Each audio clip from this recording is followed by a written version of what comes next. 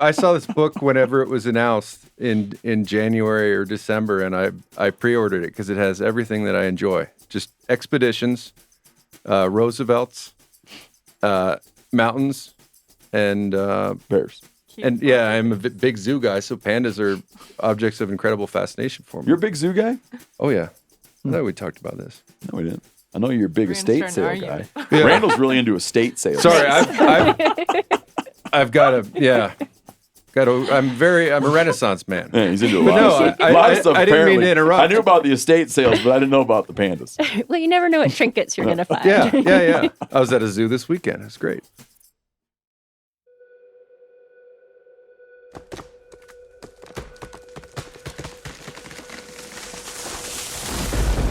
This is the MeatEater podcast coming at you shirtless, severely bug-bitten, and in my case, underwearless. We hunt the MeatEater podcast. You can't predict anything.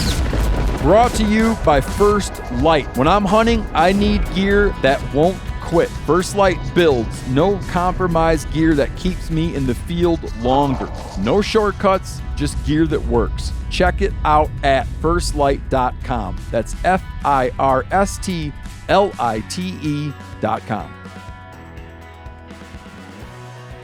Hot damn, we're joined today by big-time writer Nathalia Holt, one of the most credentialed writers we've had on. No, that's not true.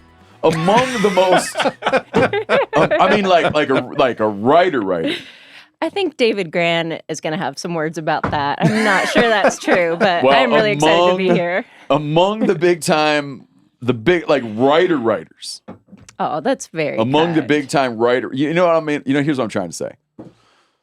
Now that I think about it, we've had a number of esteemed generalists, but you're a generalist nonfiction writer.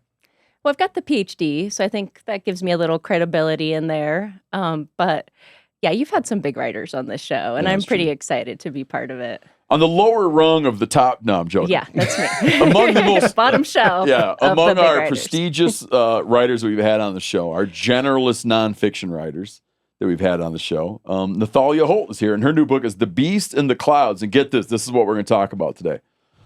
It's kind of I had no idea. Up until the 1930s, this is the story we're going to tell. Up until the 1930s, it was debated whether there was actually, like in the Western world, there was an active debate. Is there such a thing as a panda bear? That's right. This is the last large 1930s. mammal unknown to science. Up until the 1930s, up until the Roosevelts did this expedition, there was serious debate in the scientific community about whether pandas were real. People would say like, hey, there's this big white and black bear up in the mountains. And people would be like, bullshit. Right? Well, if at that point you have all of the bears that are known to science, and they have been known for a long time. So polar bears had been known for thousands of years. Yeah. They had been kept in early zoos. Black bears, grizzly bears were all known. Pandas were not. And it started in 1869 with a French missionary who was in China. And he asked the hunters there to just go find him interesting animals. And they brought him. One. And bring me one. Yeah, bring me all the interesting animals you can find. I want to see them. Yeah, it's not bad. Every time the hunter sees an animal, he's got to be like, but is it interesting? He got a lot of interesting animals through this. Yeah, it worked. And one of them was a small black and white cub. And so he is wondering what this could be. There's no animal quite like it. He sends the skin of it to scientists in Paris, and the hide is missing part of the head. It's not a very good specimen. Okay. And of course, he has not seen the animal himself alive. He's only ever seen this dead skin. So it's very hard for him to describe it. And so he is describing to the scientists what a panda looks like just from the descriptions that he's heard. You can imagine what a scientist might think. It's almost as if I'm describing to you a unicorn. What does a unicorn look like? And then you're trying to make a picture. And you could probably make a pretty good picture, but it doesn't mean that it's a real animal. And so from that point, scientists were very interested to find out if this was real, if there was actually a black and white bear in China. And so fast forward to 1916, and you have a group of German hunters who then came into China, also began looking for interesting animals, found local hunters, and asked them, go find us a panda. We're looking for a black and white bear. And they bring back pandas. They bring back a live cub, as well as skins of several pandas. But they're unable to keep the cub alive. However, they are the first Westerners to have finally seen a live panda. But they don't bring back any of this evidence to the West. And so scientists in the West are still, maybe this is true, maybe this isn't. It's a lot of hearsay at this point. Yep. Then in 1919, an American missionary named Joseph Milner sends a specimen that he found in a marketplace in China to the American Museum of Natural History. And it's finally, we have the skin of a panda. And so the Museum of Natural History announces it. They're very excited. They call it a rare beast from eastern Tibet. And they say, we don't really know much about this animal. We don't know where it lives. We don't know what it eats, because Joseph Milner had never seen the animal. He knew very little about it. But we really think this is real now. There are pandas out there. And so you can imagine immediately all of these expeditions form. This is prime time for expeditions, right? This is the time explorers are going out in the world. They're looking for interesting things. And so you have all these expeditions that go out to China desperate to find the panda. And they all return empty-handed. 10 years pass. And at this point, scientists are really in conflict, because it seems as if, yes, this panda is real. But at this point, why haven't they found it yet? Why hasn't there been a specimen brought to the museum that can actually be studied scientifically, that can be compared to other animals? And so when the Roosevelts leave for their expedition in 1928, the panda is considered the most challenging trophy animal in the world. It is really considered the epitome of a bear to find. And it's also thought to be a dangerous animal. So little was known about the panda that they expected it to be this cross between polar bears and black bears. They thought they were going to find one of the most aggressive predators on Earth as they search out. Like a polar bear that can climb trees. Yeah, exactly. Yeah, and I mean, really, when the Roosevelts go out, you can imagine these are the two eldest sons of President Roosevelt. And of course, the challenge of getting the most prized trophy animal in the world, that is something that is going to speak to them. But really, very little is expected from their expedition, because they are a small group, much smaller than the expeditions that had traveled previously. And it's not a group that is particularly impressive. You've got the two eldest Roosevelts. These are not accomplished scientists, although they obviously have a lot of experience as hunters. And they're going with a ragtag group. So as they're leaving, as they're going on this expedition, few think that they are the ones that are going to be able to discover the panda. So you mentioned having a PhD. What did you study?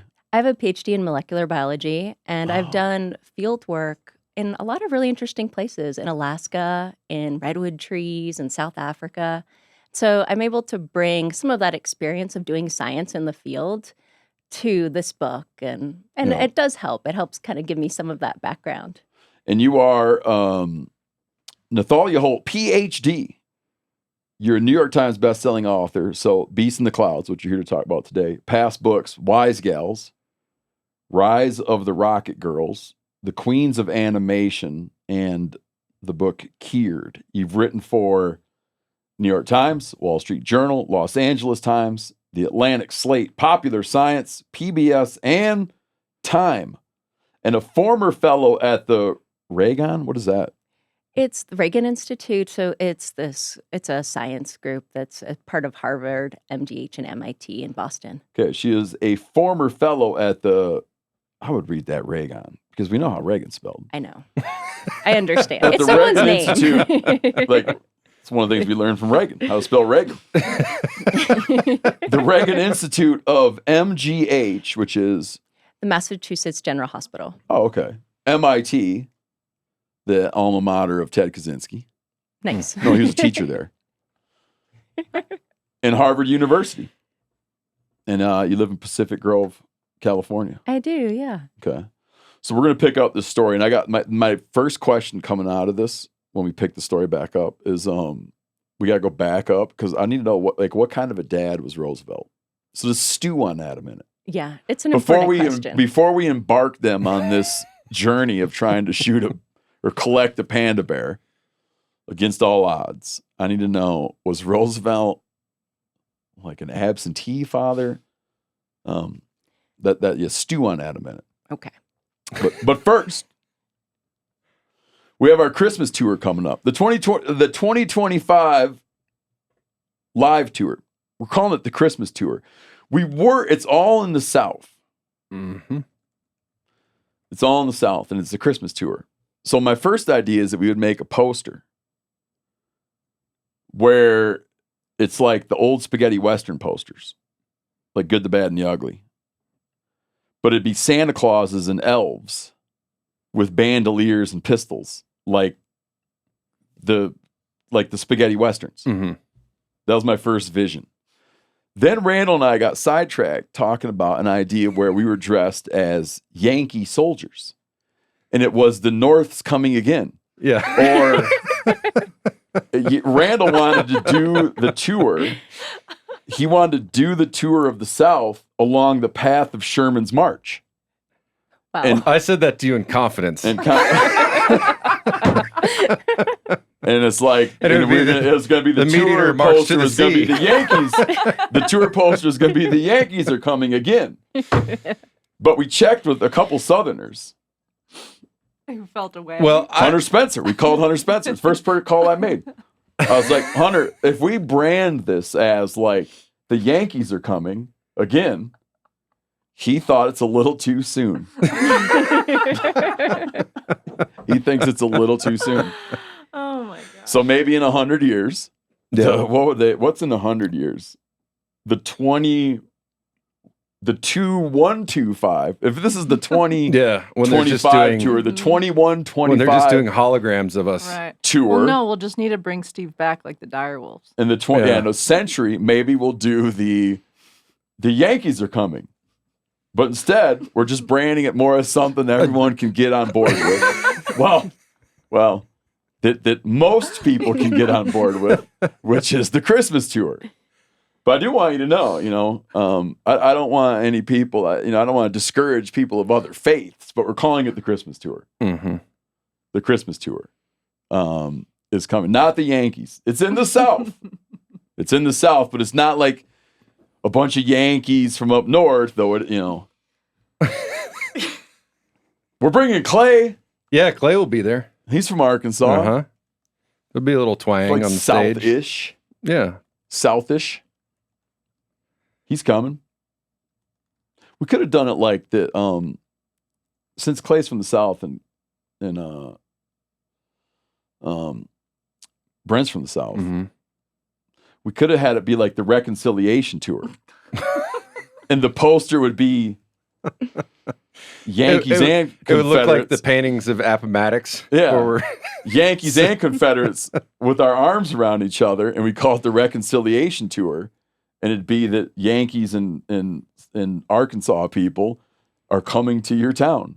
But are you going to wear the hats? Is my Yeah. question. No, see, we're not. We're going all Santa Claus. Okay. Yeah, it's just actually- like we're putting the, When I heard about this, my first thought was last year I had to make do with a pretty not movie quality Santa Claus costume for all of the office hijinks. And so I thought if we're doing a live Christmas tour, maybe it's time that we invested. Because believe me, a serious tailor. I went to the sites and I went to all the websites of real high quality Santa gear just because it seems like something that, you buy once and you're good for 15 years. like a dude that has a job at a mall.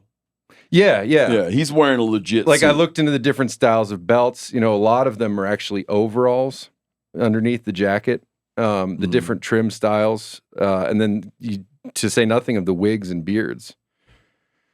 I did a lot of research, so when we have our budgeting meeting for the tour, I have a presentation. like a tailored suit. Yeah, like a real Santa suit. And then are you actually doing full-on boots or are you doing boot covers? Because most of the cheap ones have boot covers, so you assume that a real Santa would have the actual boots. But in fact, quite a few of the real high-end Santa costumes, they're still using boot covers. I don't like that one bit. Yeah, well, we can talk about it. You gonna bring the suit? Well, yeah. So here's the deal for people, for Southerners out there. You know who you are. If for Christmas, right? Mm-hmm. You'd be like, hey, what I want is tickets to the Christmas tour. Yeah, Uncle Eddie will be in town, You know? So that's what you should. So if you're listening, tell your spouse or your boyfriend or your girlfriend that what you want is tickets to the Christmas tour. And Randall's going to be there in a suit. There'll be carols. And like, listen, don't be afraid to bring your grandpa because we're not going to bring up the war between the states. Like, I don't want you to go We're in there not going to bring that up again. I don't want you to think we're going to enter into a big controversy. It's just pure Christmas tour. Yeah. We're going to sing carols. We're going to do like a normal MeatEater live show. There'll be contests and whatnot, and people will be winning all kinds of stuff. But it'll have a Christmas overlay to it. Nothing to do with the, you know, I'm not even going to say it anymore. Yeah. Here's where we're going. 6 stops. Birmingham, Alabama. Oh, I got a great Birmingham story I'm going to tell on that. I one time drove, I took a Greyhound you across save the it country. for the tour? Oh, that'd be a good idea, wouldn't it? I was just told it. Good gracious. Birmingham, Alabama, Nashville, Tennessee, Memphis, Tennessee, Fayetteville, Arkansas. Fayetteville. Yeah, I was just Fayetteville. joking. Fayetteville, Arkansas. I just talked to Evan Felker. He's going to come from Turnpike Troubadours. He's going to come to the show, and him and Clay are going to do the Bird Hunters live at the start of the show. Wow. Isn't that cool? Maybe he could carol for us a bit too. Dallas, Texas, where we've been before, and Austin, Texas, where I don't think we've done a show. If you want to go to the MeatEater.com, you can sign up for a thing we got for a pre-sale. Ho, ho, ho.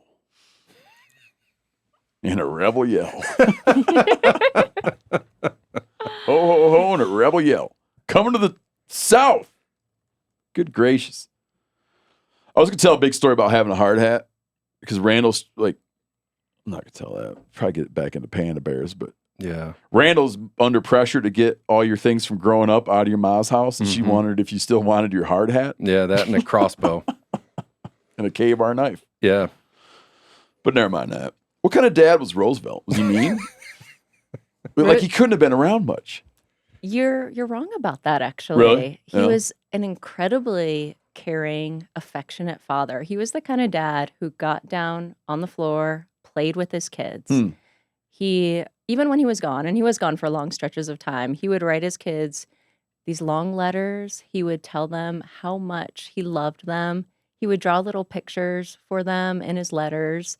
And he loved to play just crazy, rowdy games with his kids when he was home. Oh, They would okay. chase around the house. I talk in the book about a game they played called Bear Hunt, where they would chase after their dad, looking for him all around the house. And when they Okay. found him, it was all tickles and giggles and kisses and all that kind of stuff. But the other side of that is that he did put a lot of pressure on his kids. And you can imagine that for the sons of any famous man, this is a lot, right? There are advantages, but there are also disadvantages. That's what I'd be curious about is when I was reading, I didn't know that they did crazy expeditions like their old man did. So I was picturing two scenarios.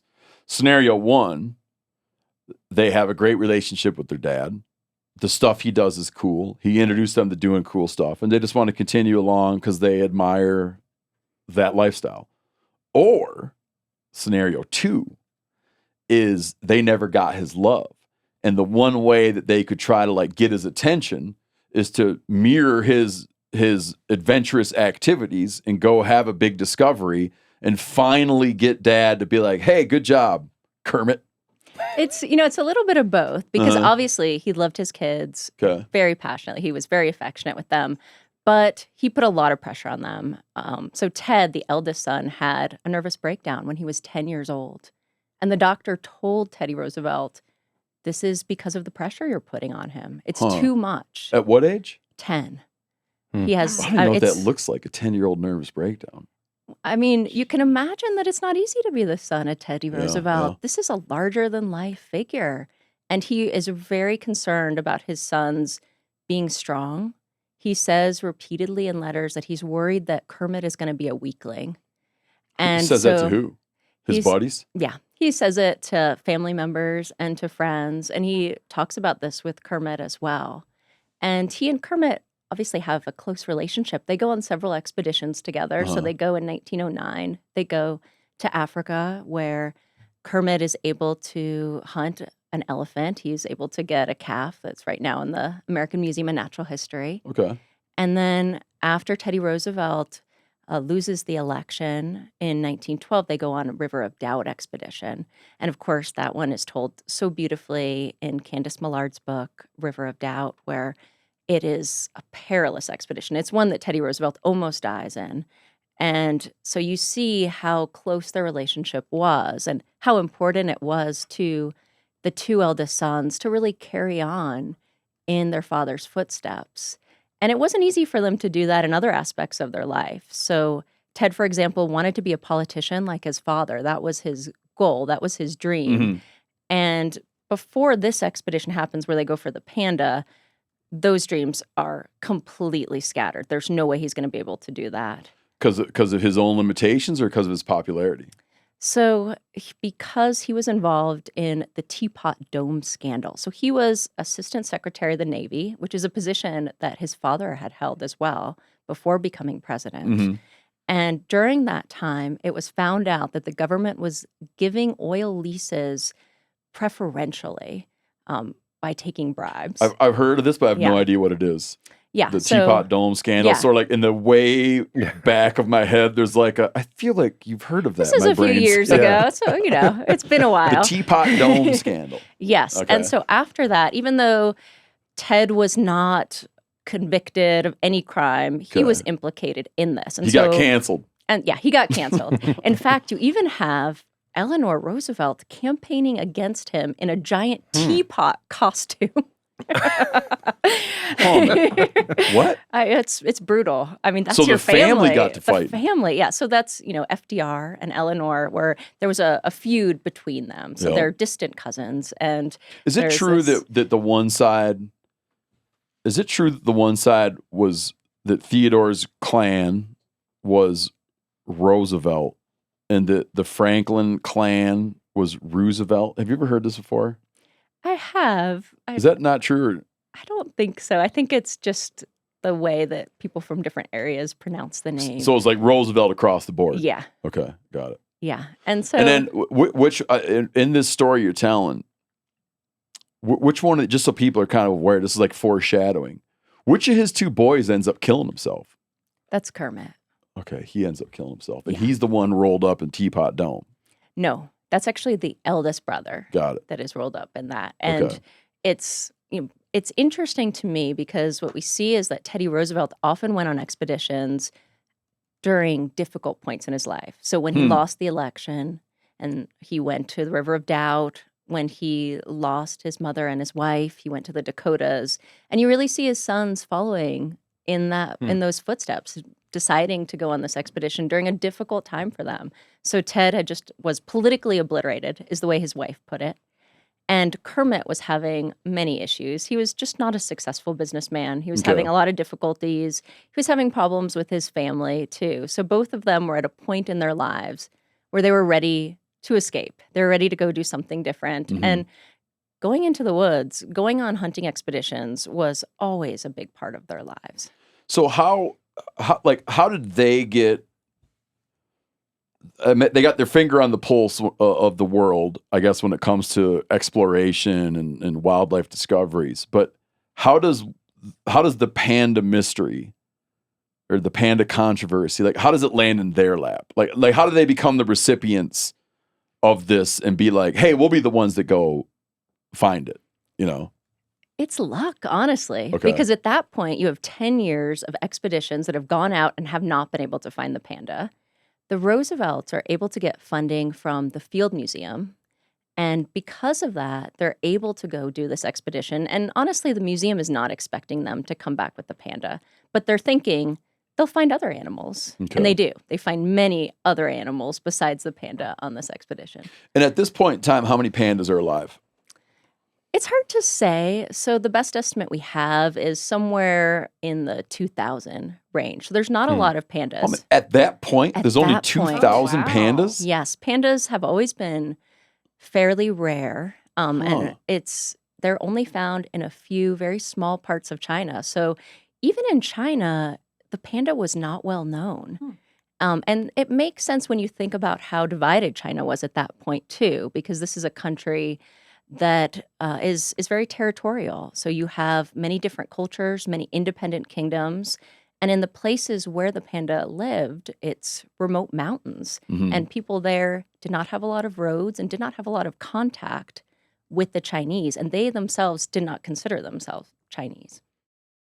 Hey guys, listen, I've had little kids for 15 years, and in 15 years you learn that little kids are capable of creating extraordinary messes, especially at like when it's time for them to do the number 2, especially if it's outdoors. That's why it's great that dude wipes, who like I'm not ashamed to say it, man, I'm a big dude wipe user. Well, now they got little dude wipes. Okay.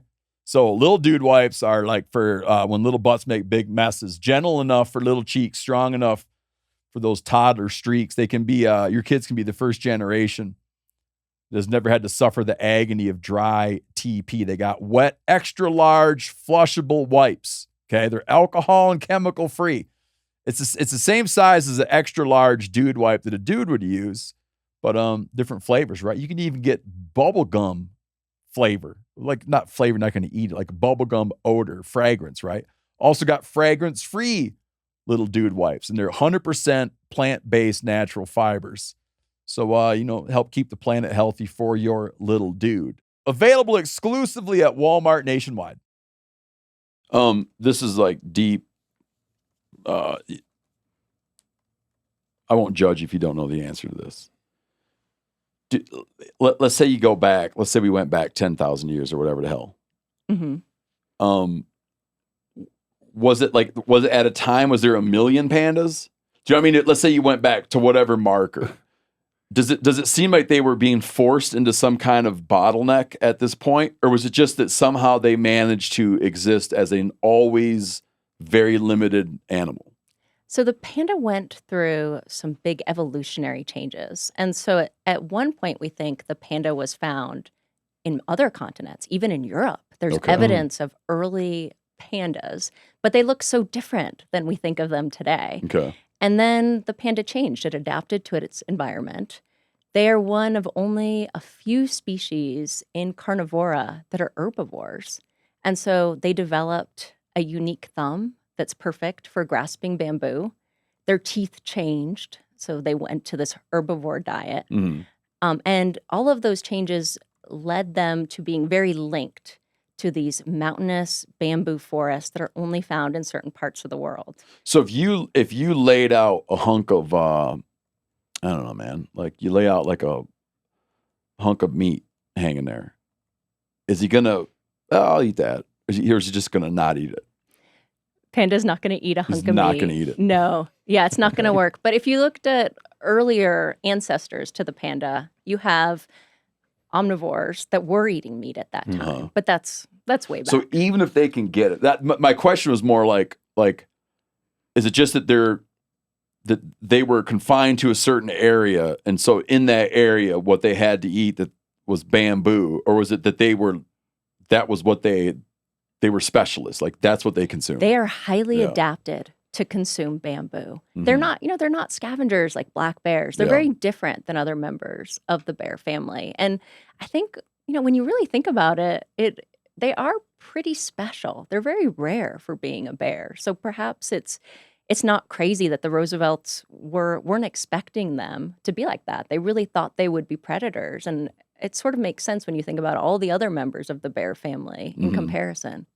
Yeah. Man, that blows my mind. Just 2,000 of them. Yeah. Huh. Yeah. It's not many, and it's not many today either. What I was struck by reading this book is as they're going through, like when you think about outsiders coming into a place in Asia or Africa looking for something, oftentimes like what they find to be very unique or rare, they get there and the people are like, oh yeah, I know what that is. But they keep going into these villages and it's like maybe someone has seen one, but there's like it's not like they arrive on the scene and there's a knowledge of panda bears when they arrive. Like it's almost as much a mystery to the people that are sort of helping them as it is to the Roosevelts. That's true. Yeah. So they have this group of guides they're working with who are kind of like the Sherpa people of Nepal. They're the ones who are breaking the trail ahead of them. They're making the campsites. They're helping them communicate. And all of these villages they're going through, nobody knows about the panda. And they travel a huge distance. All in all, they travel almost 2,000 miles over the course of 6 months. This is a long trek. So they are going first through rainforests in Myanmar and then into very high 14,000 peaks in the Himalayas and then down through the Tibetan Plateau. I mean, they cover an incredible range as they're searching for the panda. And they end up having to go to this one part of China that they've been warned not to go to. They've been told that the people that live there are savages, that this is not a place that's safe. And they make that choice really out of desperation because at this point, what they went through on the trail, it is just extreme how close they came to dying multiple times. From what was almost killing them. Well, first off, like lay out a little bit about how they organized it and sort of what the planned route was and where they thought their highest likelihood of finding one would be. So they thought their highest likelihood would be to go where Joseph Milner lived, which was in Western China. Mm-hmm. And they believed that because he had been able to buy a skin from a marketplace there, Mm-hmm. they would be able to, if they hunted in the countryside, Sure. find the panda. And I think what's really interesting, and what I just want to go back to for a minute, is that science and hunting is very linked at this point in history. Scientists are hunters. You see that with Darwin. You see that with all the great scientists of the era. They had to be. And so the Roosevelts, although you may not think of them so much as scientists, they really are bridging that gap. They have that ability to hunt, but then they also have the ability to learn about these animals. And so they've spent a lot of time at the Field Museum in Chicago really learning about how to prepare these specimens and how to describe them in a way that's useful for scientists. And so they're traveling with an interesting group. They're traveling with a man named Tai-Jack Young, who is an NYU student. He was born in Hawaii. His parents are from San Francisco and from China, so he grew up in China. Mm-hmm. And he's hired as a translator for the trip. But he ends up being sent to the Field Museum and gets all of the training there. And I was fortunate. I was able to get his unpublished autobiography as well as interviews that were done with him in the 1990s. Mm-hmm. And it's just fascinating he became very close friends with the Roosevelts. Hold on, he was alive in the 1990s? Yeah. He's only 18 at the time of this okay. expedition. Got it. And so he was friends with the Roosevelts for years. They were very close friends. And so to be able to get his account was so Yeah, interesting. And so he's one of the members of this expedition, as well as a man named Sudham Cutting, who's a naturalist from New York, who is not particularly well experienced, but is the kind of man who will just happy to do anything, happy to go out, hunt, whatever you need, he's there. And then they have Herbert Stevens, who is this British naturalist, who is really the real biologist of the group. He has the training, and he has had terrible luck. This poor guy. All of these expeditions he's gone on, he's had such a difficult time bringing specimens back because he has a boat crash or there's other problems in transportation, and he's just not very well respected by the scientific community because of that. And so he's pretty desperate to show Have some that he's success. real, that he can do this. I got the sense in there, like especially with him, that in this era of expeditions, it was almost like we think of athletes today, where it's like you've got a few good years and you end up on the wrong team and like your whole legacy is in question. And so there's some guys that are just desperate to get out there for one last chance at like a big discovery. Mm-hmm. And there's almost like a sort of gamesmanship to it. And like some guys just sort of luck into a good expedition, but other guys are just sort of desperately hanging on, trying to get on an expedition that will make their name for them. It's so true because this was really a time in history when you could make your name as an Yeah. explorer. You could really gain fame from doing so. Mm-hmm. And Herbert Stevens is not necessarily someone that you would ever think of as being famous. Certainly, most of the explorers that did these trips, the animals would not be named after them. But this expedition is special because you have the Roosevelts. And I loved writing about Herbert Stevens, especially because he's kind of funny on the trail. He tends to delay the group. The Roosevelts get very annoyed with him. He gets lost Yeah. the first day on the trail. He's the one they leave behind, right? Yeah. He's too slow.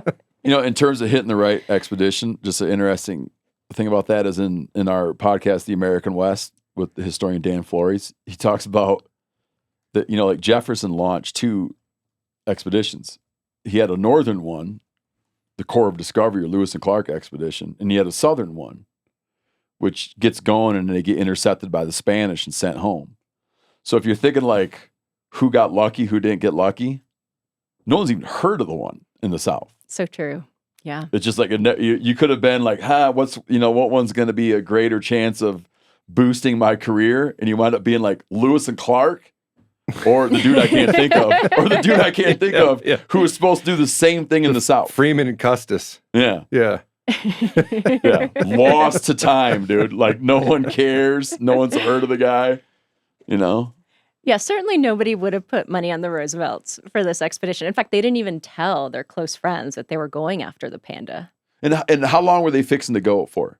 They were planning to go for 6 months. That was their They plan. thought it'd get done in I mean, 6 months. they had hoped to do the first leg in 6 months and then spend another 6 months going through Vietnam and going through Laos and collecting more species there. Got it. And just to be clear, their intent, they want to observe them, watch them, but then their intent is to shoot some. Absolutely. Yeah. And it's very specific how they need to collect the panda so that it's useful for science. Okay.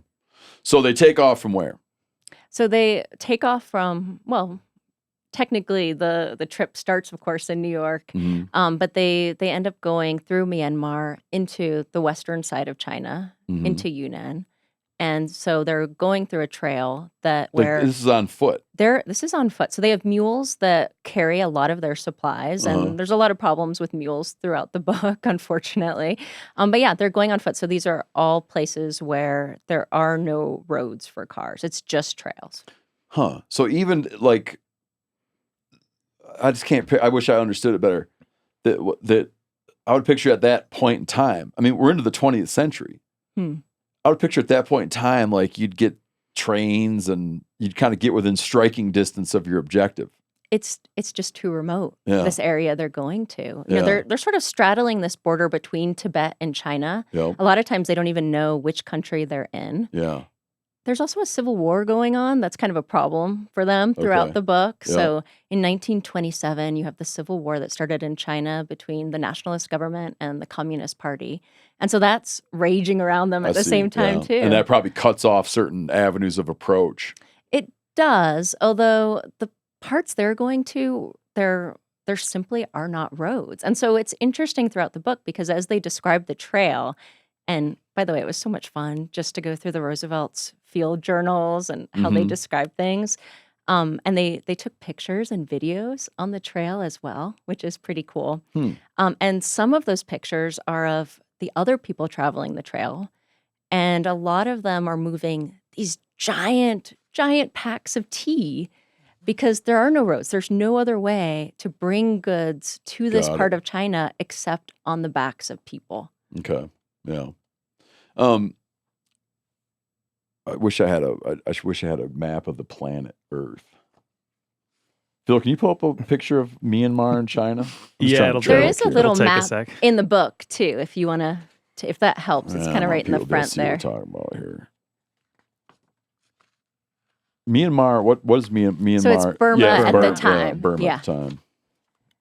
I'm not gonna find a map. So east of, if you're picturing like the Indian Ocean, it's It's east like of before the India, prologue. sort of tucked up there. Yes, that's right. Northwest Southeast Asia. Yes. That's a good way to put it. Northwest, Southeast Asia. You need it super detailed, or you want it in context with Just like the general- surrounding in countries? context with Right. everything else. Okay. Here. Like that little square is that? Dude I went to high school with lives in Myanmar. Oh, interesting. Maybe his little spot will show there. Okay. All right. Let me just I gotta get my head straight here. So they're crossing Myanmar.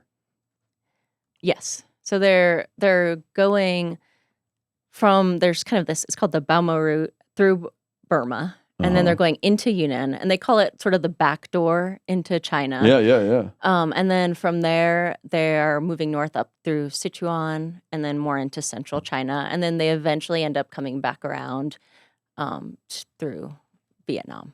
Yeah. So people are picturing there's like a large peninsula that contains Laos, Thailand, Vietnam, Cambodia. They're kind of crossing the top of that peninsula to get into the mountains of Western China. That's right. Man, I would never picture that that's how you would need to do that at that point in time. It seems I don't know crazy. why. I don't know anything about that area. So what kind of happens to them along that route then?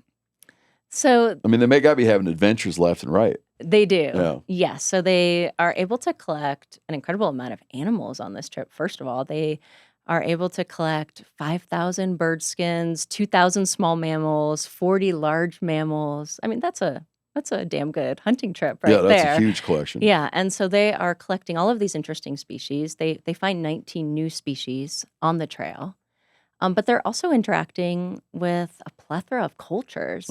And that was fun part of the book too. So they go into these areas that are autonomous regions that are mostly Tibetans that live there, and they're ruled by Tibetan lamas. And so I talk in the book quite a bit about this section of Tibetan Buddhism. And at that time, you had all of these lamaseries that were along the route. And there were men and women who were lamas who were brought there when they're children, and then they grow up in the lamaseries. Just to connect that to people today, just regular old Americans going to hear of the Dalai Lama. Yes. So when you say lamas, Yes. stems from that same. And a lamasery is like a monastery with a llama. Exactly. Yeah. Yes. Okay. It sounds funny Yeah. when you put it that way. Right. And that's like that's the governing system. It is. And so Yeah. you have Lama rulers of these regions. And so one of the places they go to is called the Kingdom of Mulai. And at that time, it was kind of this mythologized place that had been in National Geographic. And so people knew somewhat about it. And so the Roosevelts go there and they stay with this man who is kind of the Eastern ruler of this region. And they stay in his house, and it's called the House of the Prince because his son is going to be a lama and will one day be the king of Mulai. But because lamas do not marry, they do not have children, it's always passed down through the family. These guys aren't like warlords either. Some of them are. Oh, they are? Yeah, so there certainly was fighting. Many of these autonomous regions were fighting the Chinese for their independence. Okay. And so Tibet at that time, the Dalai Lama had proclaimed independence for the country. I believe it's in 1912. And so certainly many of these regions were very fiercely independent and very keen to protect their lands. Got it. But they're able to, they're not at risk of like having an interaction that goes wrong. Oh, they absolutely are. They are. Yes. Yeah. And so they bring with them all of these interesting gifts to kind of introduce themselves. So when they go into the Kingdom of Mulai, they have a turquoise bowler hat. They have knives. They have rifles. They have all kinds of interesting things to present because they're just not sure what people are going to like. Okay. They don't know how they're going to present themselves. And so they explain to this ruler of Mulai that they are the sons of President Theodore Roosevelt. And he says, "Who's that?" He has no idea. They're like, "How about a bowler hat? No. How about a gun?" Well, you could pick one or the other, the bowler hat or the rifle. But what I learned when I was reading Ted and Kermit's journals was that this was actually a very freeing experience for them. I mean, imagine that. They've found a part of the world where they are not known only by their relation to their father, and they actually become close friends. They enjoy each other's company. They show pictures of their families. They have the next King of Mulai, who was at that time just a toddler running around. And it's really interesting to see how those interactions went along and how they got along with people. And along the way, like here they are on the right continent, kind of in the right general neck of the woods. But as Randall's saying, like along the way, they'll be like, "Hey, y'all seen any pandas?" And people are like, "A what?" Like, you know, but it's kind of surprising. But you can think of analogs from here that let's say you were different bear. Let's say you're very curious about grizzly bears. I mean, you could hit St. Louis, right? A place that people's perception would be at that time the gateway to the West, and you could say, "Hey, I'm here for the grizzly bears." And you'd find people in St. Louis that are like, "A what?"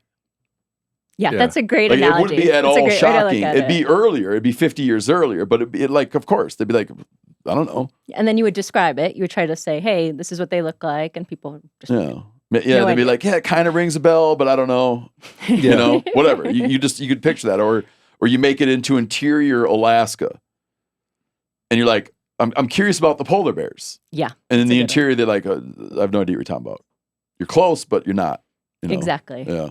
Yeah, it's a lot like and that way it's sort of easy to imagine, but it also seems like it's like a big white and black, super cuddly bear, and it lives around here. It is more like describing a unicorn than a grizzly bear. Yeah. So where do they get, like, at what point do they start to get some assurance? You know, like some sense that we're on the right track here. Oh, it just takes forever. Okay. And there are a lot of struggles on that path. So, at some point they get robbed by bandits. At another point, they're in the Himalayas and all of their mules just disappear in the night. That actually happens twice. So they lose all of their food. Stolen? No, it's just so cold that the mules decide that they have to leave. They're out. Yeah. And then another point, they suffer from horrible altitude sickness. They are trying to hike at night and they're caught in this blizzard. And that is the night that they describe as the very worst of their lives, where they came incredibly close to death. It's very lucky that they survived. Dying from exposure. Yeah. Okay. And so it's just one struggle after next in this book. And so it's really not until very far along on the expedition where they say, okay, we're going to go to this one area that's called the Land of the Yi, or the people call it Lolo Land. And everyone has told them that this is where the savages are. This is where they're going to be attacked. They're going to be killed. They should not go to this one part of China. But they decide it's worth the risk. They want to try to find the panda there. And they don't have any idea. Yeah, I mentioned like Lewis and Clark expedition, right? They have an idea where they're able to defend themselves. Yeah. Right. I mean, they're armed. Yeah. They're military personnel. Like, they have an idea that it might come down to a fight, and we'll fight. But these guys, that can't be in their back pocket, right? Like, the idea, if they get in trouble, they're just in trouble. Like, they're not holding out hope that they're gonna like engage militarily. No, that Yeah. is absolutely not their hope. Yeah. And there's some interesting parts along the trail where things do get pretty dicey. There's one great moment with Jack where the expedition has to divide for a while, and he sees that there's a group of bandits ahead on the trail, and he ends up just being really casual, walking by, pretending as if nothing is wrong, and gets away with it, is the crazy part. So there are some really kind of interesting moments like that where they're sort of able to bluff their way through. And other moments where you have a group of guides who are, well, another interesting part of this is that half of the guides on the trip were women. There were a number of women who served in this role. It was certainly one that paid well. It was one that gave a lot of independence. And so you can imagine that it was very prized for both men and women. And so there's one point where you have guides that are women that are ahead on the trail that end up scaring away some bandits as well. So they certainly were able to have some backup from their guides. But what we see is that even when they're in positions where the Roosevelts are really in danger and where they should feel more threatened, they end up always taking the calm route, always trying to give the bowler hats, give the knives, give the gifts, and make friends. And I'm sure that those are skills they learned from their dad. Mm-hmm. So these guys that people tell them that warn them against, what is their final act to go to this area? How do these people live? Like kind of like sketch out what their sort of lifestyle is. So these are the Yi people, and they live in these remote villages in the mountainous regions of central China. They have a lot of animosity towards the Chinese, and they pretty much tend to keep to themselves. And so first, when they meet the Roosevelts, they're very suspicious because the Roosevelts have these long beards and they're kind of scraggly looking. They don't really look like important men at all. And they're worried that the Roosevelts are Catholic priests that are come to be missionaries. And so they're very upset. And they're they want hostile to that. Yes. And so it sort of takes some convincing. No, they're not here to proselytize. We're here to kill these We're here little to kill birds and Panda, take their skins. It's not what you think. agenda. But what happens is that the people do not hunt panda. So they know about the panda. They finally do. found a group of people that know about the panda, but they do not hunt them. And they try to explain to the Roosevelts, these are gentle creatures. We don't hunt them. And, But they are hunters. But they are hunters. Absolutely.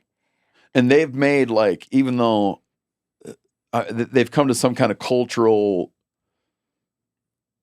taboo system or whatever, where it, like, here it is, it would be good to eat. They're available, but we just, like, we don't.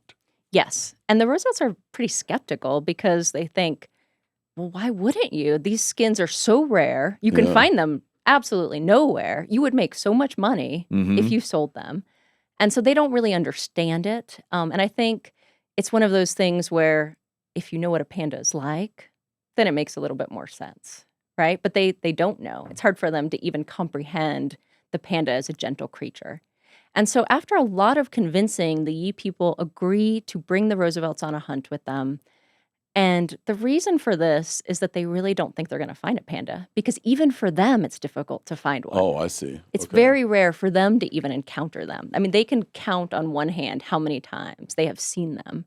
And they have hunted them previously, but it's always been when a panda has, been in a village or sort of gone after an aviary or something like that, where it was, or apiary, sorry, not aviary, where the panda was, at some point threatening them. And that has only happened twice before, is what they told the Roosevelts. So this is certainly a very rare thing. And so they figure, okay, well, it's about to be rainy season. We're not going to be able to be gone long. We'll take them out. We'll find nothing. We'll get some money for our efforts, and then this will be done. Can we hit a couple biometrics on pandas? Sure. What are we talking about? How many pounds is a panda bear? Man, I know that, and it's lost my brain. Oh, I can't remember. Say 500 to 800 pounds. No. I don't know. I'm going 2 to 3. Okay, this I feel like is they're Sorry, I from can't remember. the National Zoo, weighing up to 250 pounds. Oh, That sounds about right. How could you have gotten more right than me? that's Females pretty are good. rarely reach 200. Without actually saying 250, I said from 2 to 3. Is I guess I'm just thinking of all the hair, you know? They are very fluffy. Yeah. Okay. And then they don't den, or do they den? They don't hibernate. So Okay. it's, even as the Roosevelts are out there, they are really questioning whether the panda are a bear because they can tell as they're kind of tracking them through the woods that these are not animals that would hibernate. Okay. And then what's their sort of, do they spend a lot of time with their cubs like other bear species? They do. They spend a long time with their cubs, but after that, they're very solitary animals. So they do not spend time with each other. They kind of have their own territories, Huh, really? and they end up communicating with each other through scratches on the bamboo and then through rubbing their glands on the Okay. scratches. And so a female will learn of a male that she is going to possibly mate with through that smell. It's really a main way that they communicate with each other. And when you think about it, they don't really have a lot of other ways to communicate because they don't have a lot of expression in their Okay. faces like Yeah. other bears. And they are so isolated that really it's only through those scratches and through that rubbing they get Do, to know do they each have other. any vocalizations? Oh, I'm sorry, Corinne, go ahead. Oh, just when you say the scratching, is that a visual thing? It's Like they leave a sign and then. well, it's mostly how they rub their glands on the scratches. I see. Got but it. So it's more of a scent thing and yes, not a visual it's scent. sign. Yeah, It's I was gonna say, absolutely that's scent. amazing if they're like, oh, look, the sign of, But I wouldn't Yeah. be surprised by that because bears use scratch trees, Yeah. like prominent trees or trees like whatever, two canyons come together, prominent travel ways, they'll mark. Okay. They'll physically mark trees, and they rub it too, Huh. And then any kind of calls they make, They don't. They Quiet. don't make. They're very quiet. they don't go, "Brrr." Unfortunately, no. And will You even, haven't like, spent as hours chill, watching Even if Panda they did videos, vocalize, Steve, it probably come on. wouldn't sound. It'd be like, man. It'd be something really cute. Now, as chill as they are, will the males throw down like over a female? It has not been observed in the wild So whatsoever. just always Yeah. chill. Very chill. Like they're doped up. Just like They like they're they on look like that. Valium. Yeah. Yeah, so the Roosevelts end up describing them as a gentleman. That's how they put it. They're gentlemanly. But do they, if you roll up on a panda, is isolated, and what elevation are we talking about? Like where are they at in the Himalaya? How high? So they had been at these very high peaks, but now they've come down. They've come down below the Tibetan plateau. So we're no longer at these like snowy high peaks. Okay, so that was they were up there because they needed to travel through the Yes. area. They weren't searching.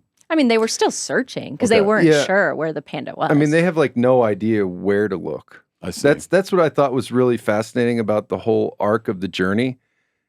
Is the journey's never really going anywhere. I mean, they're just sort of clueless the whole time. I know guys like that. I know guys that hunt like that. I mean, I've been guilty of it myself. But you never like get the sense like, okay, now we're on the trail. Now we're getting warm. Now we're getting warmer. It's like they just all of a sudden these guys take them out, and it's like It's like, this is our so best here's shot where here. they live. Yeah. Okay. There's so much desperation and desire in this hunt. You can really feel it when you read through their journals. They want it so much. And the clock is ticking. And the clock is absolutely ticking. And where they are is so obviously it's a bamboo forest, but it's like rugged, steep country, It is. mountainous country. Yeah, so it's mountainous. So it's not high Himalayas peaks, but it's very difficult to hike through. Yep. And so when these guys take them out to look, they take them to like some spots they've run into them, but there's not like herds of pandas. No, there are You're no just looking herds for of onesies. pandas. You're looking for onesies. Yeah, so you can imagine that at the moment when they finally see a bear print in the snow. Oh, it's in the snow. Yeah, it's very exciting when that happens. And it's a really big moment in the book, and it's a big moment for them because they're so excited. The Roosevelts are like, finally, we're doing this. We're going to get this panda. And all of the hunters around them are like, oh no, I don't want to go. I'm not doing this. We can't keep going. And they have to 'Cause of what? convince because they don't want to kill a panda. They didn't think they'd find one. Yeah. Hold on, Randall, how are you contradicting the author? Oh no, sorry. Go ahead. No, Randall is right. He knows. No, Yeah. no. This is what you were saying earlier. Like the Yi. Randall's like, I'll tell you what I put in my panda book. In my panda book. I mean, I saw this book whenever it was announced in January or December, and I pre-ordered it because it has everything that I enjoy. Just expeditions, Roosevelts, mountains, and Bears. and yeah, I'm a big zoo guy, so pandas are objects of incredible fascination for me. You're a big zoo guy? Oh yeah, I thought we talked about this. No, we didn't. I know you're a big We're gonna estate start an sale guy. argument. Yeah. Randall's really into estate sales. Sorry, I've got a I'm a Renaissance man. Yeah, he's into a But lot no, of stuff. I- A lot of I- stuff, I didn't mean apparently. to interrupt. I knew about the estate sales, but I didn't know about the pandas. Well, you never know what trinkets you're going to find. Yeah. I was at a zoo this weekend. It was great. There's a lot of shopping So in the book. the guys actually. don't. So they hit a track. I like this that it's in the snow. Yeah. But where a panda lives, what's the deepest snow a panda could deal with? I mean, are they sometimes in serious snow, or is it more? Yes, absolutely. Okay. Yeah, they can get. So at this point, we're getting into spring. So it's rain, it's snow. At this point, it happens to be snow, which is very lucky because they're able to find the tracks.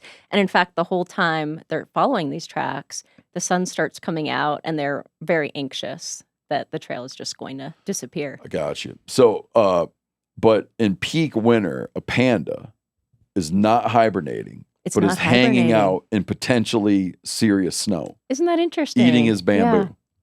Constantly eating. Okay. Now, to get back to my question, and maybe you're both I'll right. stay out of it. No, I want to hear your take. Maybe you're both right. They see the track, but then some of their guides they're conflicted, or they get reluctant. Yes. Randall says it's because they. What did he say? They want to go home? No, they.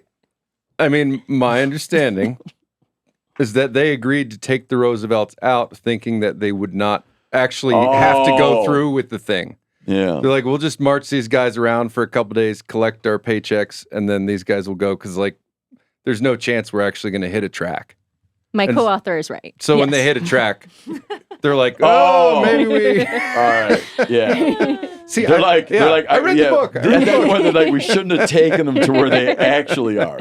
Yeah, it's a lot of regret, and so not all of them because it's a weird call because they could have just totally BS'd them. Yeah. You know, like the Coronado expedition, they get these guides who deliberately, like, they're trying to find these Native American settlements. Mm-hmm. And they get these guides who are like, I'm not taking you there. And then they'll just tell them some total horse shit and take them somewhere else because they're trying to protect other Native Americans. Yes. So like, you want to go to where the main settlement is? Oh, it's over that way. You know, and they'll go for days. One of these guys, they actually kill him once they realize he's leading them on. Yeah. So it's surprising that these guides, as conflicted as they are, they actually go to the spot. It is surprising, but I think that just goes to show how rare pandas are, that they did not think they would find one, even looking in the right place. Even if you went to the spot. Yeah. So they cut a track. Yes. And they trail it. Yeah, they start following it, and they start seeing bits of broken bamboo as they go, so they know they're on the right place. Yeah. Immediately, some hunting dogs begin to howl. And the Roosevelts are very upset. Hunting dogs are something that they have never liked to use. They've never even allowed it for most of this expedition. They did it this one day just to kind of keep people happy. And they're just beside themselves. They end up dividing where Ted goes on one trail and Kermit goes on another.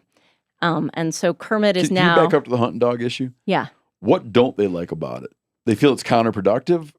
They believe that it's just going to scare away the game they're tracking. It's going to stir everything Yeah, up. and it's been a problem throughout the expedition.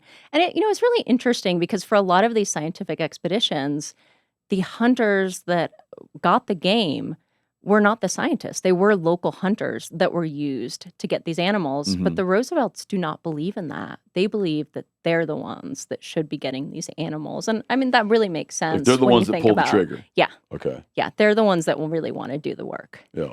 And so hunting dogs have been this issue, but they wanted to keep these ye hunters happy because they know they don't even really want to be there. And they kind of had to convince them to keep going even through pretty bad conditions. Okay. And so they were letting these dogs go so that they could hunt some pigs for food later. Oh, so they got dogs out for different reasons. Yeah. That makes more sense. Yeah. Okay. So they're like, hey, they're here. They want to hunt. They want pigs. They want to eat. Yeah. So they're going to cut their dogs loose. Yes. And then these dogs are raising hell in the panda zone. The worst timing ever. Yeah, it could not be worse. Understood. Finally, Kermit gets through the bamboo and they get to this magnificent dragon spruce tree. Dark green needles. It's just beautiful. And Kermit sees the panda stick its head out of the tree. Huh. And it's up in the tree. It's up in the tree. Yes, it's in a hole in the tree. It's not too far off the ground. And it's kind of looks sleepy. And he immediately says, go get my brother. Because they have made this plan from the beginning that when they see a panda, they're going to shoot it simultaneously so they both get the credit. Oh my God, really? I know. It's kind of ridiculous. And many people... It's like having little kids around. Yeah. It kind of is. And I think part of this is that... It's so infantile. Good Lord. But it's kind of adorable. No, it's not Come adorable. on. That's adorable? I want to be brothers. Daddy's favorite. You always get to shoot everything, That's a good Kermit. aristocrat voice, Phil. Thank you. I You like always the get to idea. shoot everything. It's like it could be like a firing squad where one of them has a blank and one of them has an actual live round. If you had told me, I don't know. if you had told me that neither of them wanted to have the guilt of killing the panda, and so they had a plan like you're saying, where there's a blank and a live round, and so they never really know who killed the panda, but that they both want to be the guy that got to say they shot it. No, there's no guilt at this point because they don't know what the panda's like. They think they're going to shoot at this panda and it's going to attack them. Yeah. Yeah. Okay, that reason. Yeah, you got to get 2 bullets in it. They're so afraid. They want to make sure it goes down. They want to make sure that it's a humane. There's 100 ways they could have spun this, but to spin it that they wanted to both be able to say they got it, it's just like it's kind of pathetic. Well, interestingly, though, Teddy Roosevelt would often take turns on his expedition, and he would get annoyed if people didn't take turns shooting animals because he felt it was only fair. Everyone should get a fair chance at taking these shots. Okay. So it might be part of that. So it's denned up in a tree. Yeah. And then is it denned up in a tree because the dogs have baited up? No, Okay. not at all. So they track it, Yeah. they happen to just find it. They happen to find it. And there it is Yeah. all doped up in a tree. Yes. They feel that it's lethargic. Well, Because they're not yes. knowing, they're like expecting ferocity. Yeah, they're expecting ferocity. Absolutely. And so Ted comes, they get out their Smithfield rifles, I and mean, they they've got to be excited as hell. Yeah. Oh, they're very excited. They've been waiting for this moment for months. They've trekked very long to get there. And so finally, Ted gets there. They get their rifles, and they've selected these Smithfield rifles because they're light, they're easy to carry, and it's one that Kermit used in Africa when he was hunting elephants. And so they fire at the bear, and they are very fortunate in that it's coming out of the tree, and so they're able to get a shot on it. And then they trail it, and then finally are able to track it down and kill the panda. But it's not at all what they expect. This is not a bear that immediately turns on them and is trying to attack. It is clear right from the beginning that the hunters they were going with are right. This is a gentle animal. This is not a polar bear. This is not a grizzly bear. Yeah. This is something very different. And pretty soon after, we see they begin to show regret in their journals. They talk about how this bear is a gentleman, that this is not an animal that should become a trophy animal. But that's exactly what happens. And what's also interesting... Was there any conflict with them to be that, I guess in this collection era, there's no sort of, on one hand, we should observe it, on the other hand, we should collect it. Like, in their mind, like, collection is paramount. Collection is paramount Yeah, because like, there is that's the no objective. full specimen in Yeah, a museum. So they got it. need to do both. And at this point, they've been able to collect some information about the panda, and they're going to get more after they hunt it. But certainly getting the specimen is the most important thing for the museum. And What do the guides, what is the guides, when they kill it, what is the guides' attitude? Do the guides are like, hey, let's cook it up? Or like, what is their sort of demeanor about the whole thing? at first, they do not even want to let the panda back into the village because they feel like this is such a horrible thing that's happened. They don't want it no to kidding. taint the village. And it's only when they realize that Kermit and Ted will have to prepare the animal in the mud and the snow that they let it come into the village at all. And this is the only animal of the many, many they hunted on the trail that Ted and Kermit do not eat. I'm sorry. Kind of a tough thing for this podcast, isn't it? No, I'm that's sure you're fine. wondering That's what fine. panda 'Cause they tastes felt- like, and I 'cause they can't felt help bad you. about it. Yeah, they felt bad about it. And the guides, so their taboo system too, like the guides are not going to partake. They do not. No. And in Got fact, the leader of the village ends up buying a goat for everyone to feast with that night. But you can imagine how it must have felt for Ted and Kermit to be preparing this animal with an audience of people around them that just are absolutely horrified by what they do. I mean, they really see Ted and Kermit as the savages in this situation because here they are having to go through skinning this animal. They're making diagrams of every muscle, every bone. Got it. And then, of course, the preparation for the hide.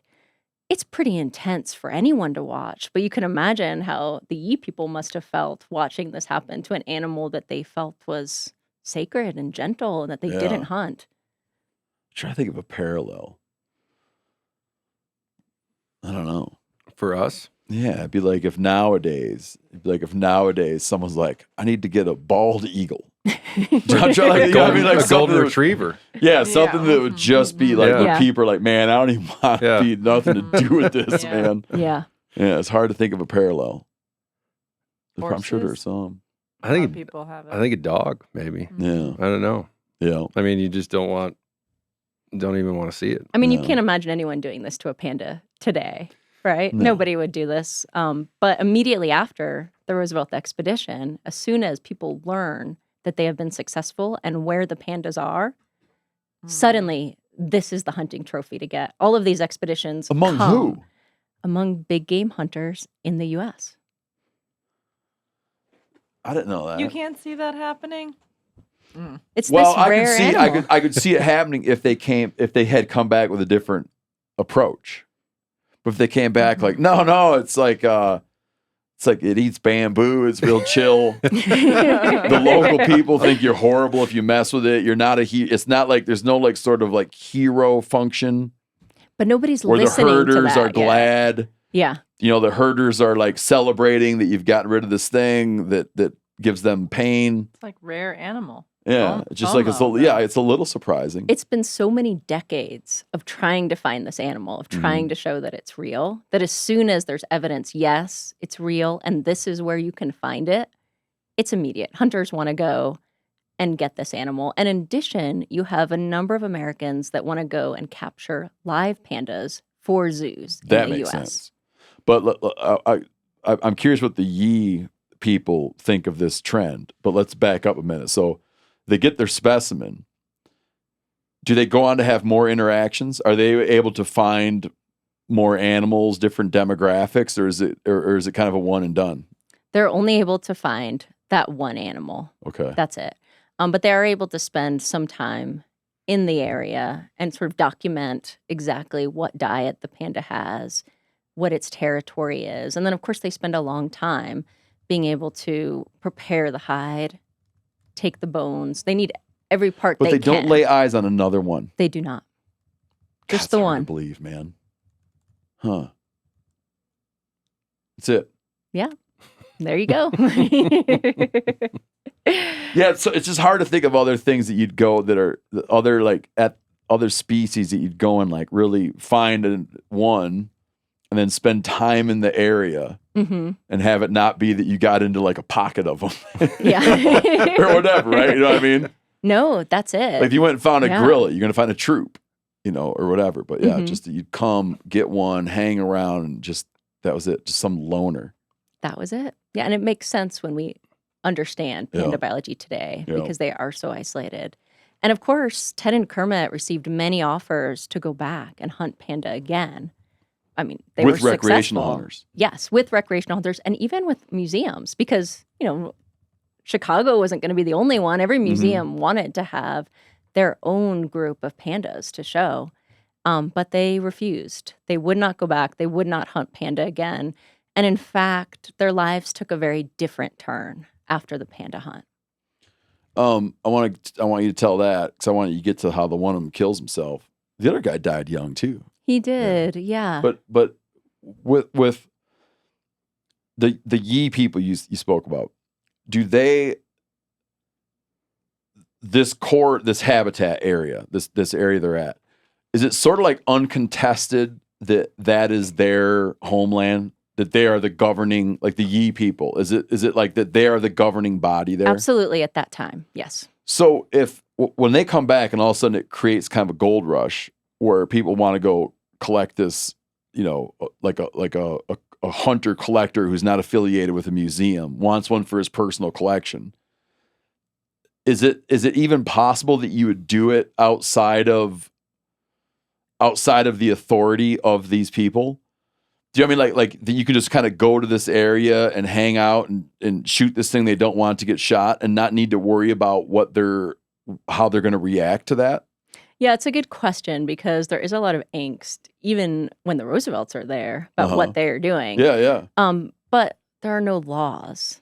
And so you can imagine that it's not that difficult for these hunters and for people who are looking to collect pandas to come in with the right bribes, be able to find people that will help them. I got it. Yeah.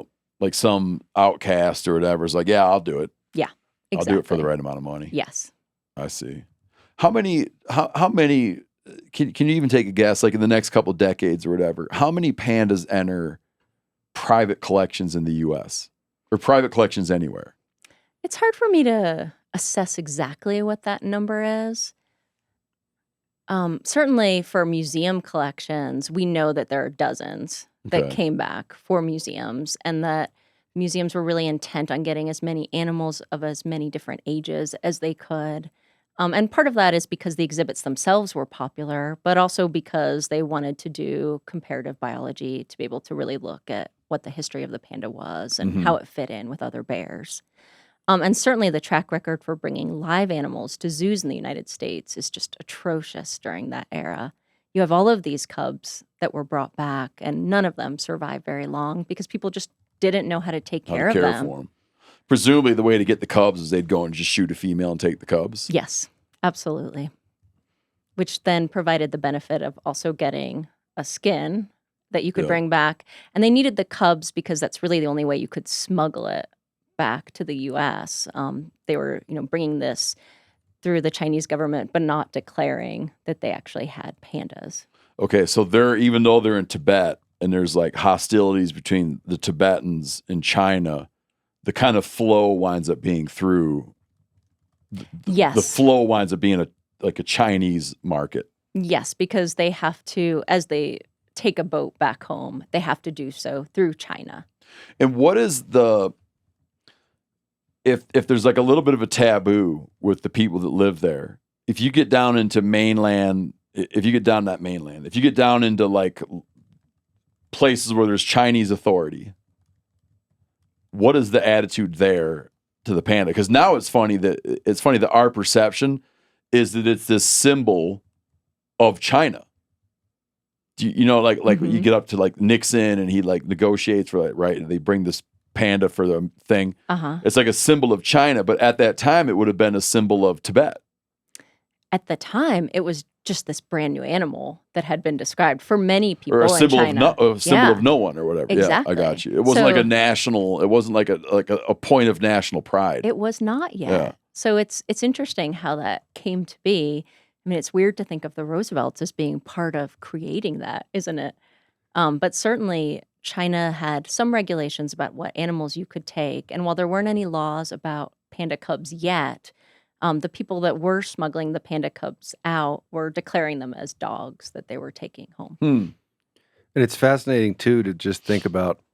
So their expedition is in 1928 to 29. 28 to 29. And when you're talking about Nixon, I mean, that's just a couple decades later. Well, that's gripped the imagination as like, this is China's. I mean, I think a lot of Americans would just assume the panda is China's national animal. And it's like, if you were to go back in Chinese history, you'd see documentation of this, but it's so recent. Yeah, it's 40. Yeah, in 40 years, it became like sort of the mascot of normalizing relations with China. And they didn't even, in 1930, they didn't know about him. And in 1970, it's like, look, China, it's a panda bear. Yeah, like it really blew up. It really did. As soon as the Roosevelts come back and people can see this exhibit for themselves, there is this pandemonium. People get really excited. Did you make that up, or has that been made up before? I wish. You stole that. Big Panda probably came That's up why with I'm that the a long low time tier ago. writer. It's kind of amazing, man.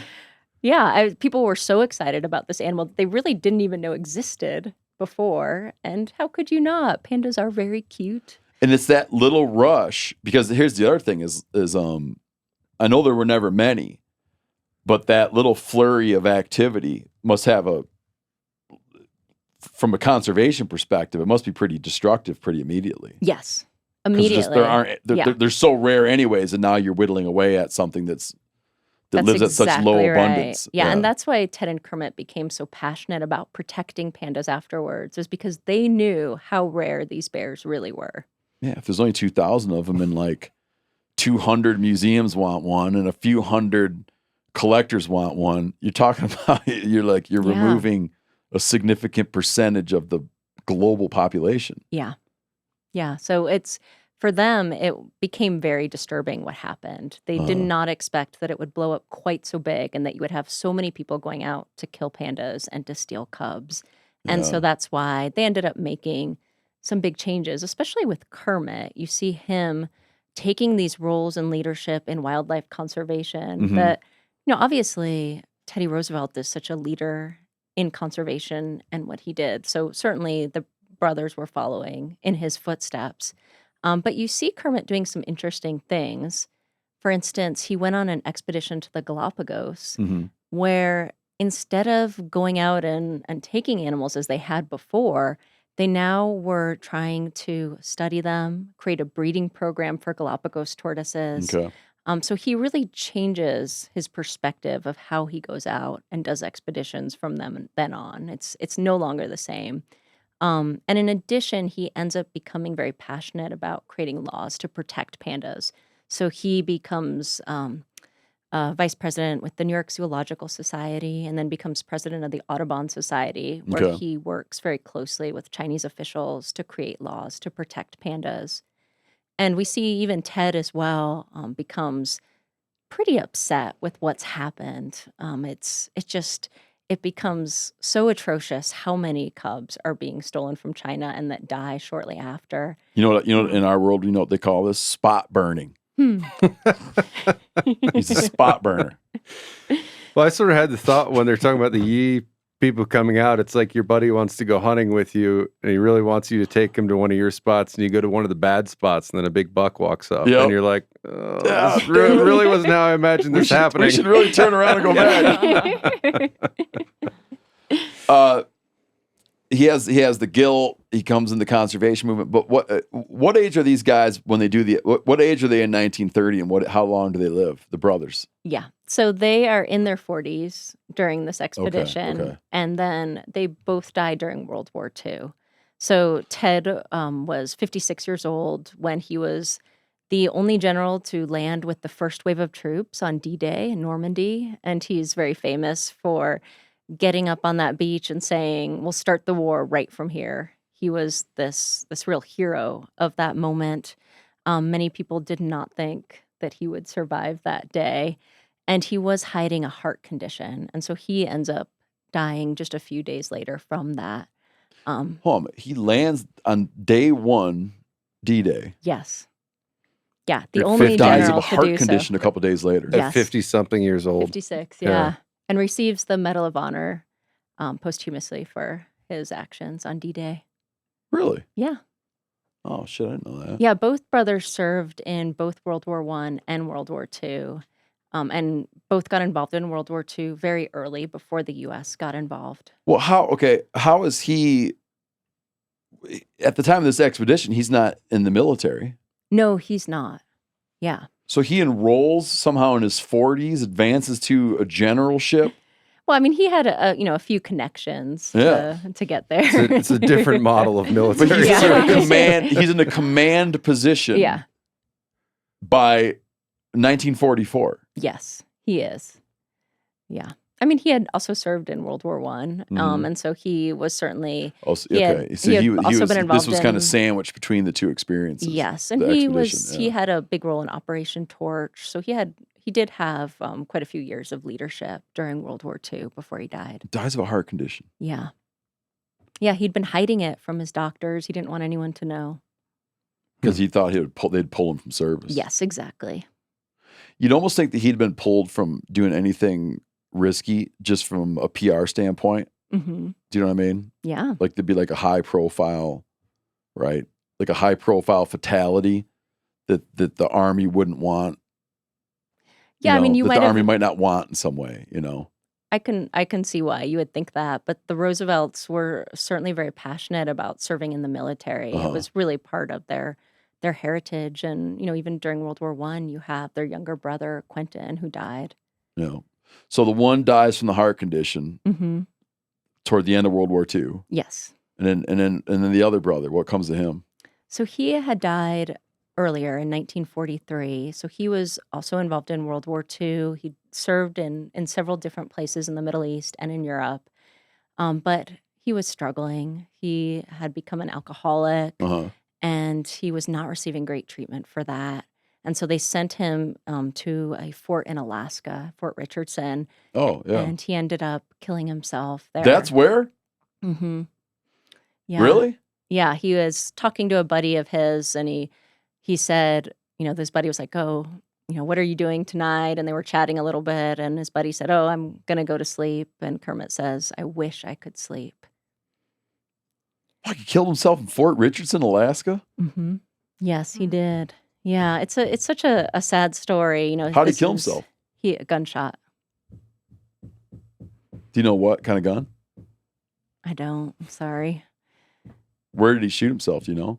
I know it was in the head. It was. Yeah. Son of a bitch in Fort Richardson, Alaska. Dude, I had no idea. This is like such a huge blank spot for me, man. You know?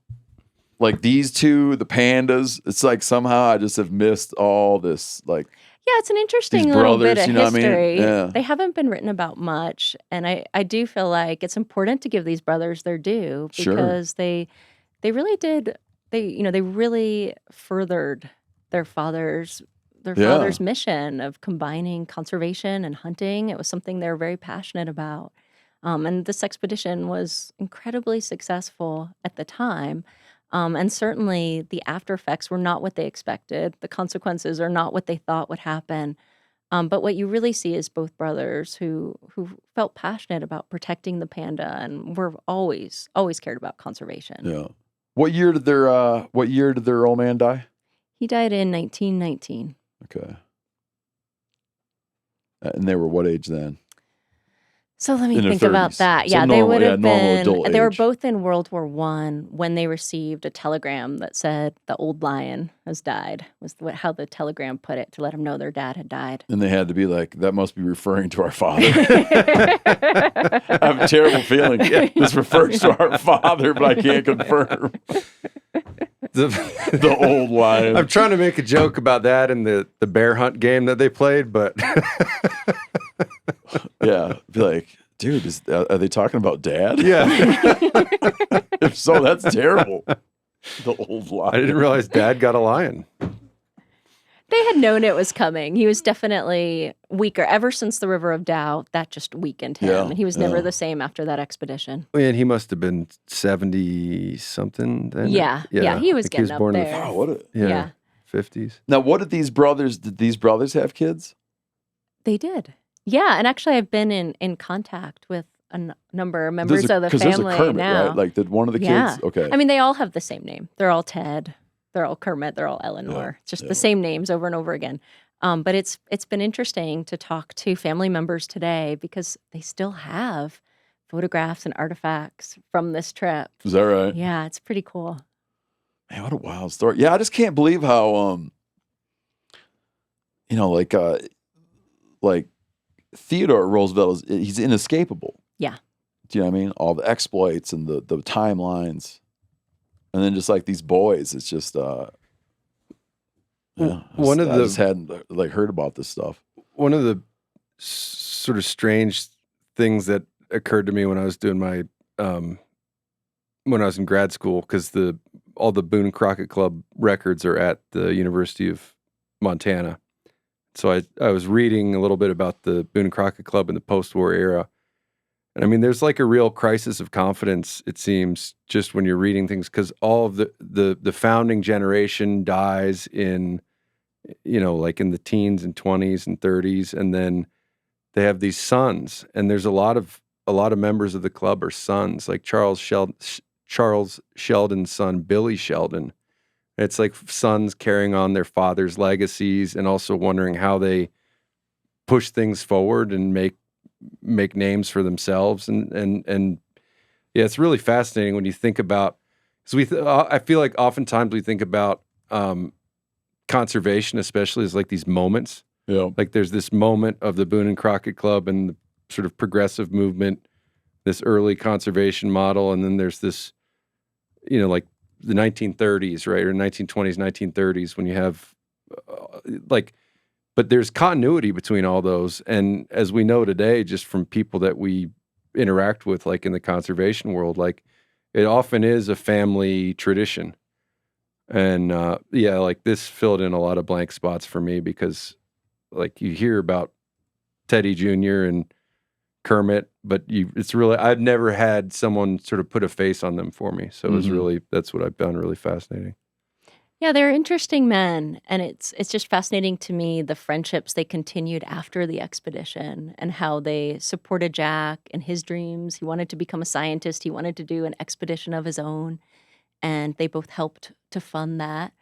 And it's, it's just, they were very different than I expected them to be. And that's always fun when you find a story in history like this. Have you ever personally been able to see a panda on native ground in native range? Oh, I wish. Yeah. Yeah, it's not easy to do. Even if you go to China and you go to one of the research reserves, you're really seeing them in an artificial environment compared to what it's like to see them in the wild. And I spoke with several different panda researchers for this book, and they told me the most difficult part of doing this research is finding a panda. Even today, even with all the technology we have, even with the tagging we have, we don't have to go out and shoot animals as much these days. We have other ways that I'm sure future historians and scientists will find barbaric, and they'll probably say, "Oh, we used tranquilizer guns and took Putting genetic collars on them, samples, put drugs in them." Yeah, I'm sure it'll be judged in decades to come. But it's incredible to me how difficult it is even today for these researchers to go out and find panda in the wild. How many are in the wild now? It's interesting because today there are about 2,000. Oh. But that is coming back from a low of 1,000 in the 1970s. Okay. So there was a time period where it was really difficult for pandas, and it's really thanks to sort of that continuity that you're talking about these protections that have been given to them to protect their habitats, which have just become more fragmented now. And it's what's fascinating is that the protections that have been given to pandas are also helping other species in China. Mm-hmm. I would have, like I said earlier, when I was surprised that there was only 2,000, somehow in my head I had the bottleneck being much tighter. Yeah. So they went through a 50% decline. Yeah. It's which pretty big. Well, it is because the pure numbers are so low. Yeah.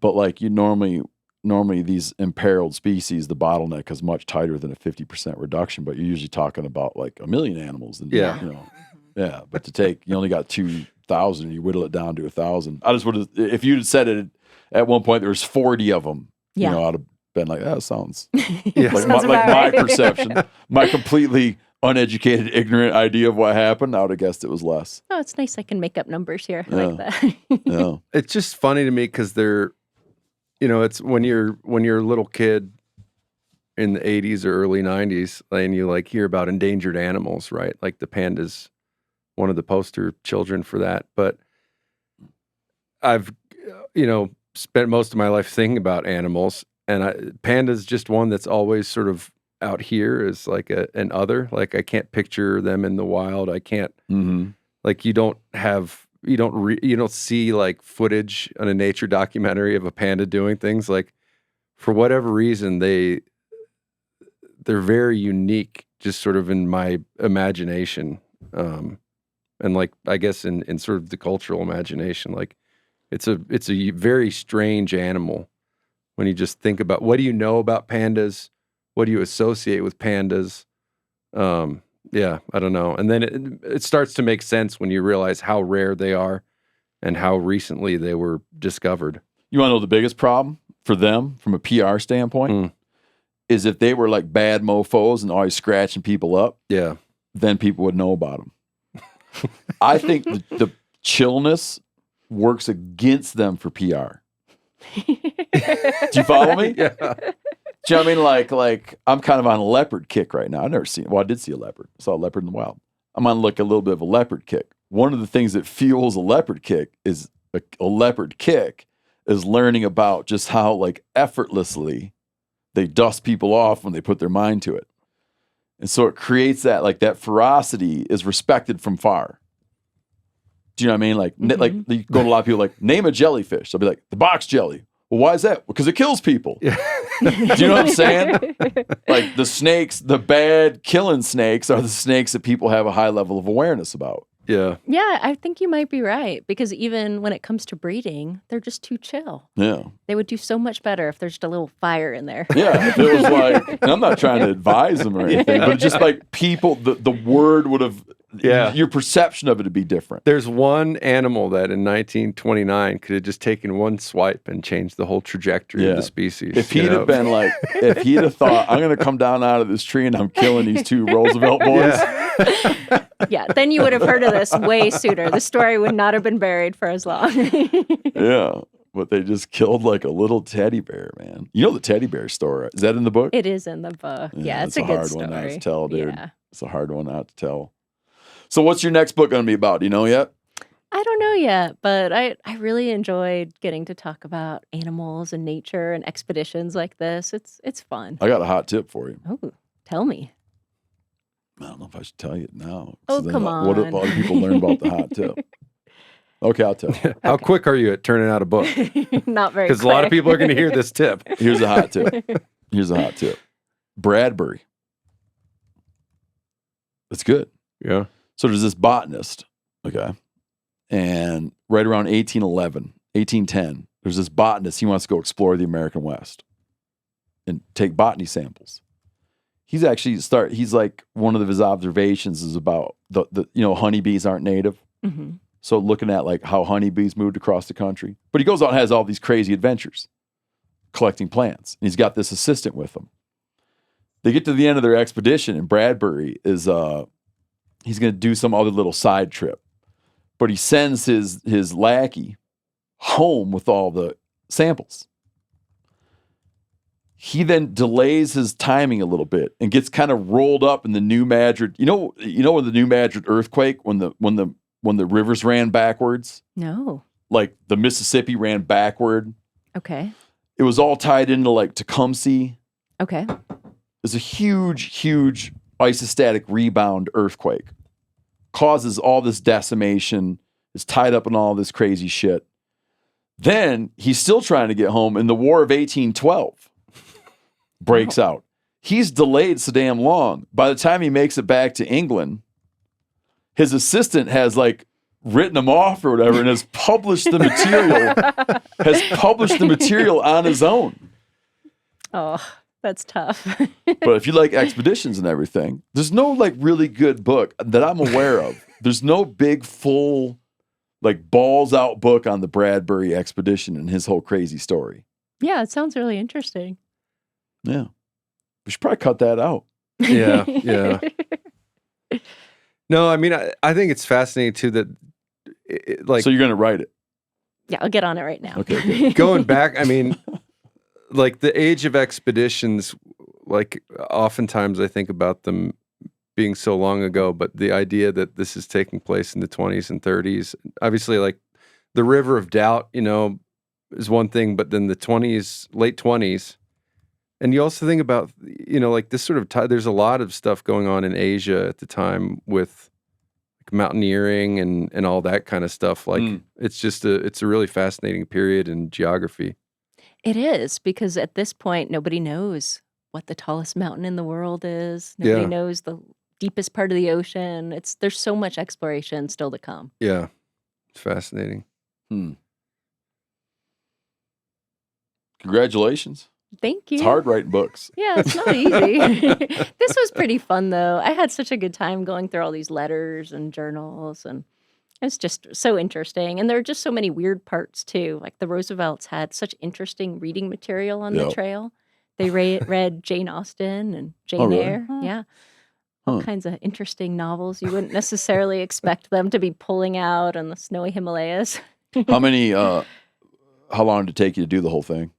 About 5 years from start to finish for this one. It was, it takes a long time to find the material. And I was fortunate with this book because I was able to get journals from every member of the expedition. Yep. And it was great to just help compare, really help me create these scenes in a lot of detail. And that's important, I think, in nonfiction, because you want it to feel like you're there, like you're on the trail, and all those details are part of it.